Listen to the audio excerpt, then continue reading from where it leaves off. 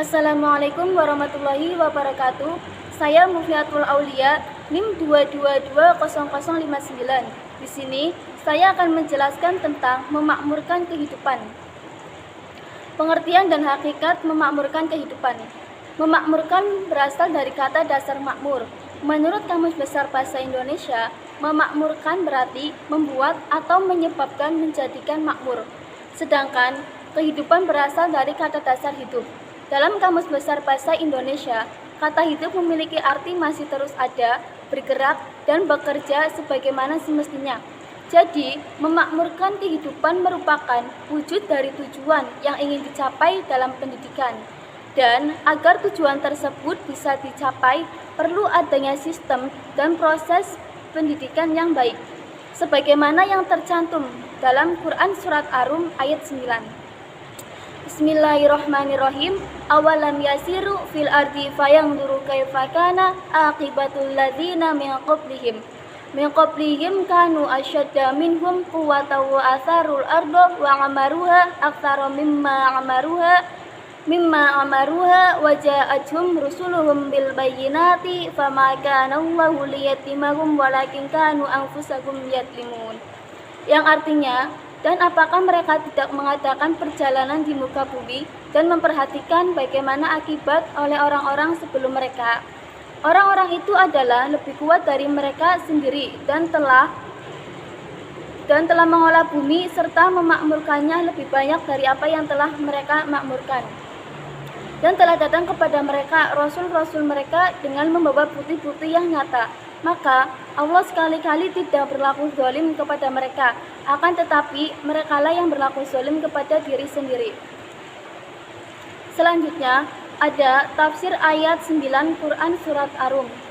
Melalui ayat ini Allah mengecam dan mengancam orang-orang yang enggan menggunakan pikirannya dengan menyatakan, dan apakah mereka lumpuh atau tak mampu sehingga mereka tidak berjalan di muka bumi.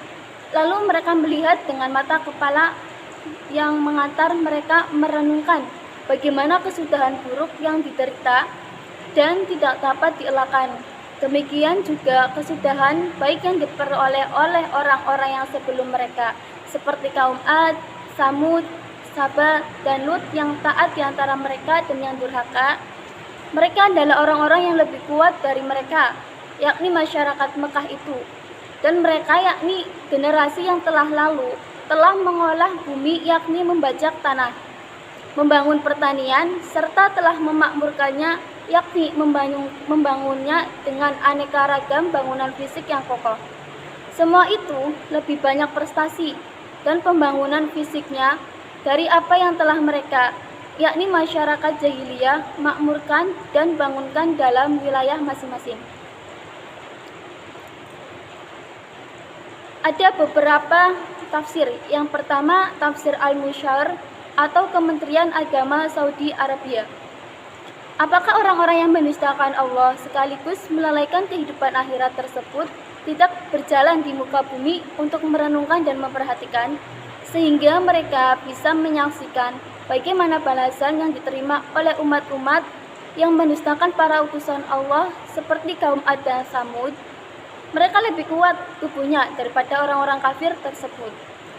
Lebih mampu untuk menikmati kehidupan di muka bumi, sebab mereka telah menganggap tanah dan bercocok tanam di muka bumi, membangun dan menempati istana-istana. Yang kedua, ada tafsir Al-Mukhtasar atau Markas Tafsir Riyadh di bawah pengawasan Syekh Dr. Shalih bin Abdullah bin Humaid atau Imam Masjidil Haram.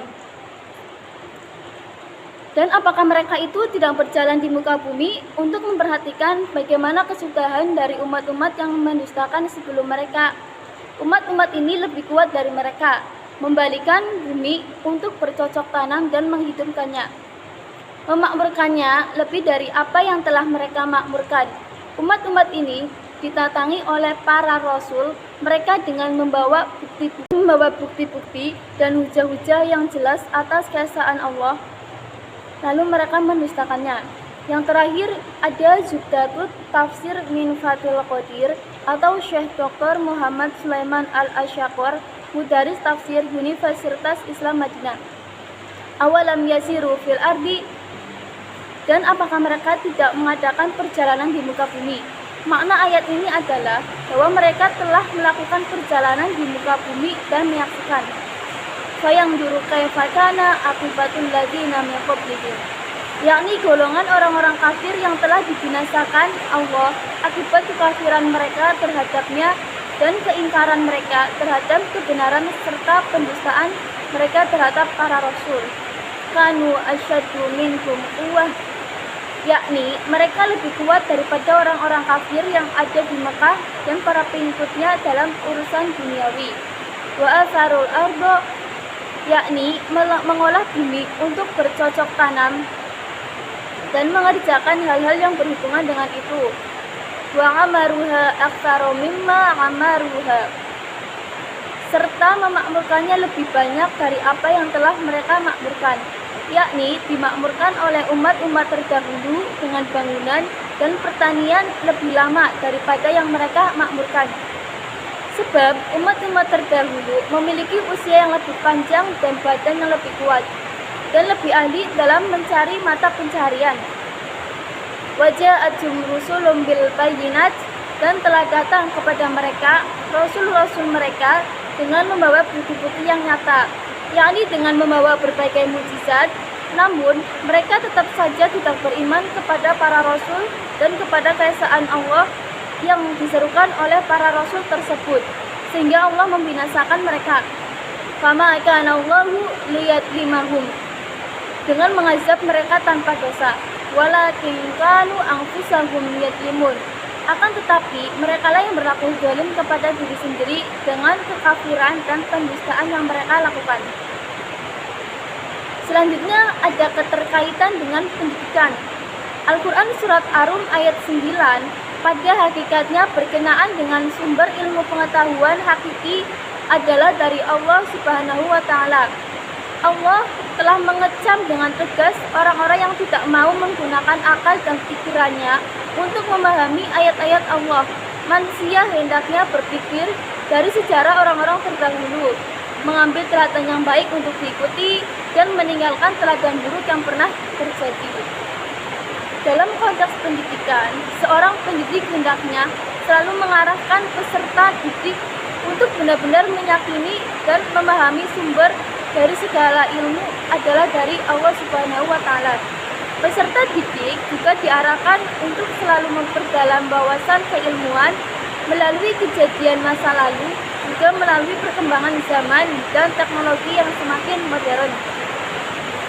Dengan itu, maka akan tercipta sebuah pemahaman ilmu pengetahuan yang utuh, yaitu integrasi pengetahuan umum dan agama. Karena pada intinya, semua ilmu berasal dari Allah Subhanahu wa Ta'ala.